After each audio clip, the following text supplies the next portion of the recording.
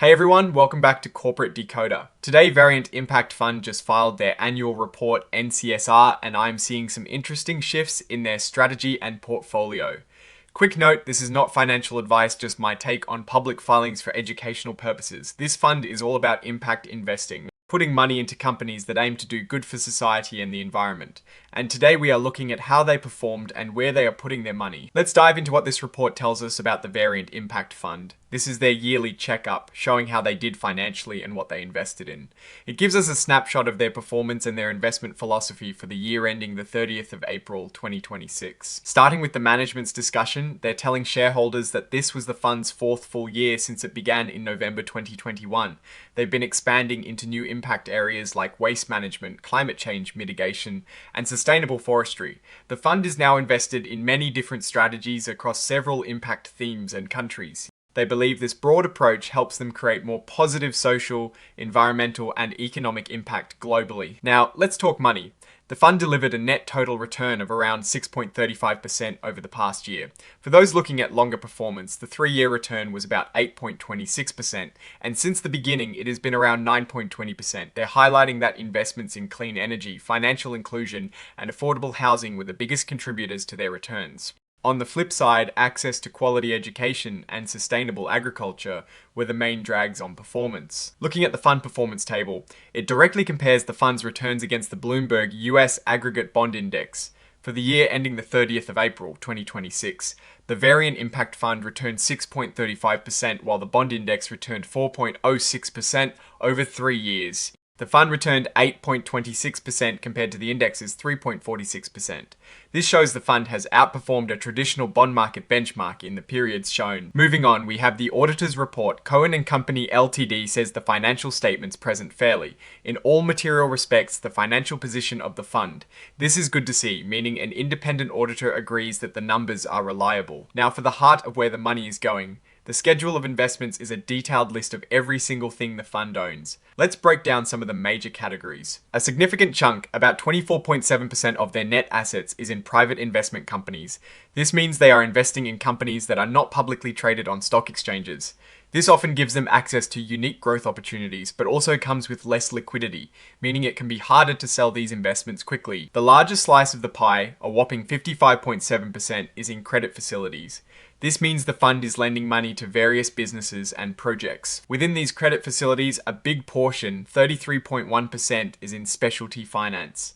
This includes things like loans to businesses in niche sectors, which can offer higher returns but also carry higher risk. They also have 3.8% in real estate debt, focusing on loans secured by properties. Another 9.2% is in real estate equity, meaning they own stakes in real estate properties or funds that do. And 1.6% in royalties, which could be anything from music royalties to patent royalties, providing a stream of income. They also have 2.0% in warehouse facilities, which often means loans to businesses that hold inventory or operate in specialized logistics. Next up, 11.5% is in special purpose vehicles or SPVs. These are often set up for specific projects or to hold specific assets, again a sign of complex, typically illiquid investments. About 3.8% is in money market instruments.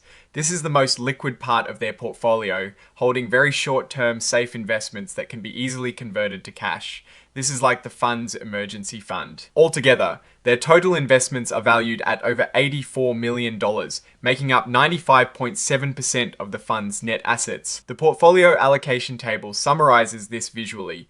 Credit facilities are the largest chunk at 55.7%, followed by private investment companies at 24.7%, special purpose vehicles at 11.5%, and money market instruments at 3.8%. The remaining 4.3% is in other assets and liabilities. Looking at the statement of assets and liabilities, the total assets are over $89 million. Liabilities are relatively low, around $573,000, meaning the fund is in a solid financial position as of the 30th of April 2026. The net assets of the fund stand at a healthy $88.5 million. The statement of operations shows how the fund made and spent money. They generated over $7.7 million in investment income, which includes interest from their loans and investments and dividends. Expenses were about $1.7 million covering management fees, administration, audit costs, and other operational expenses. It is interesting to note that the investment manager waived some of their fees, totaling around $179,000 for this period. This is a common practice to keep the fund's overall expenses down for investors. After expenses, their net investment income was over $6.2 million. However, they also experienced a net realized loss of nearly $1 million on investments and futures contracts. They had a slight net change in unrealized appreciation, which means some investments that were not sold yet saw their value increase a little, totaling about $109,000. Combining these, the fund had a net realized and unrealized loss of about $865,000. Despite the trading losses, the overall increase in net assets from their operations for the year was over $5.3 million, driven by their strong investment income. The statements of changes in net assets track the flow of money in and out of the fund. They distributed over $7.4 million to shareholders, which includes both income earned and a return of capital. They mentioned shifting to monthly dividend distributions from quarterly, which allows clients to access income more regularly. They also saw significant activity in share sales, with over $15.9 million in proceeds from new shares sold. On the other hand, they repurchased shares worth over $19 million. This repurchase program is key for an interval fund like this, offering limited liquidity to investors. The fund's net assets decreased by about $2.5 million for the year, bringing the ending net assets to over $88 million. The financial highlights section gives us a per share view of performance. The net asset value per S-Hair at the end of the year was $26.54. The total return for the year was 6.35%, aligning with what we saw earlier. The ratio of expenses to average net assets after accounting for waived fees was 1.75%. This is a crucial number for understanding how much of your investment return goes towards fund expenses. Now, let's get into the notes to financial statements for deeper understanding. Under their accounting policies, we see they use generally accepted accounting principles in the United States. For valuing investments, they rely on a valuation designee, which is the investment manager to determine fair value for assets that don't have easy market prices. This is very common for private investments. They explain their process for valuing investments that don't have readily available market quotes. For complex assets like credit facilities, they might use cost as fair value if there are no big changes in market rates or borrower credit. This highlights the subjective nature of valuing private assets. The fund also deals with foreign currencies, and they translate these into US dollars using exchange rates at the end of each period. The fund intends to qualify as a regulated investment company, which generally means it avoids paying federal income tax if it distributes most of its income and gains to shareholders. This is important for tax efficiency. This section is critical for understanding potential downsides. A major risk they call out is impact investing risk. They acknowledge that their efforts to find investments that are good for ESG or environmental, social, and governance factors might not always work out as planned, and that the interpretation of impact can vary. This is a significant disclosure for a fund focused on impact. They also mention the risk of borrowing and using leverage, which can amplify both gains and losses. This is a standard risk for many investment funds. Given their investments in private markets, the limited liquidity of shares is a significant risk. They state clearly that investors should not expect to sell their shares easily, and that it is a long-term investment. This aligns with the interval fund structure. The risk of investing in private markets is detailed, noting that these securities can be illiquid and often unrated, presenting higher risks than public debt. The section about repurchase offers is important. As an interval fund, they offer to repurchase a portion of shares quarterly, typically between 5 and 25%. If too many shareholders want to sell, their requests might be partially filled. The notes also break down how they value their investments, categorizing them into level 1, 2, and 3, based on how observable their prices are. A large portion of their investments, particularly in private companies and special purpose vehicles, are valued using net asset value as a practical way to estimate fair value. They provide a table showing changes in level 3 investments, which are those with significant unobservable inputs. This area is where the most judgment is applied in valuation. The fund does engage in derivative activities, specifically futures contracts for foreign exchange. They reported a realized loss of about $297,000 on futures contracts, and also a change in unrealized appreciation of about $172,000. These figures are relatively small compared to the fund's total assets, suggesting derivatives are used primarily for hedging or specific strategic purposes rather than large-scale speculation. Here they detail the structure of their shares, primarily institutional class shares with a high minimum investment. They reiterate the limited liquidity and the quarterly repurchase offer process, emphasizing it is for long-term investors. This section details the fees paid to the investment manager and other service providers. The investment manager has agreed to cap total annual expenses at 1.75% of average daily net assets for institutional class shares. They have also waived fees totaling $179,000 for the year. Importantly, they can recoup these waived fees within 3 years, which is something to keep an eye on. Interestingly, the investment manager and its affiliates owned a significant portion of the fund's net assets, around 25.17% valued at over $22 million.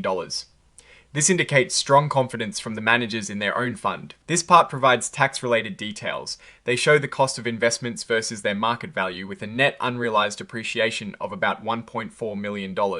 It also details capital loss carryforwards, which can be used to offset future capital gains for tax purposes. The fund has unfunded loan commitments totaling over $3.5 million.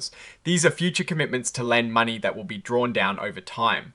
They also list specific investments with redemption restrictions and notice periods, reinforcing the illiquid nature of many holdings. Looking ahead, the fund secured a credit facility of up to $30 million, which will likely be used to enhance their lending capacity. They also completed a repurchase offer where they bought back nearly $1.9 million worth of shares, representing about 2.07% of outstanding shares. The fund management section introduces the board of trustees and officers. It is standard information about who is responsible for overseeing the fund. Here we meet the portfolio managers Robert W. Elsesser, Kurt Fintel, and JB Hayes. They are all principals at Variant Investments LLC and have been with the fund since its inception. The table shows they manage other accounts, but the assets where fees are performance-based are minimal, meaning the primary incentive is likely aligned with overall fund performance rather than just high returns in specific accounts. The conflict of interest disclosures are standard, noting that while they aim for fair allocation of opportunities, they are not obligated to bring every investment to this fund. Their compensation is tied to base salary and a performance bonus based on fees earned, incentivizing long-term client retention. It's also good to see that the portfolio managers have significant personal investments in the fund, ranging from over $100,000 to over $1 million worth of shares. This aligns their interests with those of other shareholders. There are no material changes noted regarding how shareholders can nominate board members. The company states that their internal controls and disclosure procedures are effective, with no significant changes during the period that would affect financial reporting. Their proxy voting policy indicates they vote on a case-by-case basis, considering economic interests and for this specific fund, also aligning with their impact investing framework. Considering all this, Variant Impact Fund is operating in a complex space. They are committed to impact investing, which inherently comes with risks around valuation and the definition of impact itself. Their performance has been decent, outperforming a bond index. But the real story is their investment in private credit and special purpose vehicles, which are illiquid and require significant expertise to manage. The substantial stake held by the investment manager and personal investments by the portfolio managers suggest strong commitment. However, the reliance on internal valuations for a large portion of their assets means investors need to trust the management's judgment. The shift to monthly distributions and the new credit facility signal a push for growth and operational efficiency. The risk I am watching most closely is how they navigate the inherent illiquidity and valuation challenges of their private asset portfolio, especially when they are expanding into new impact themes. What I am actually looking for is how their impact goals translate into financial results over the long term and whether their strategy can withstand market fluctuations in these less transparent markets. That is my take. Stay decoded. Oh, and the research tools I actually use are linked in the description. They help keep this channel going. Like, comment, subscribe, and join our Discord community, all linked below.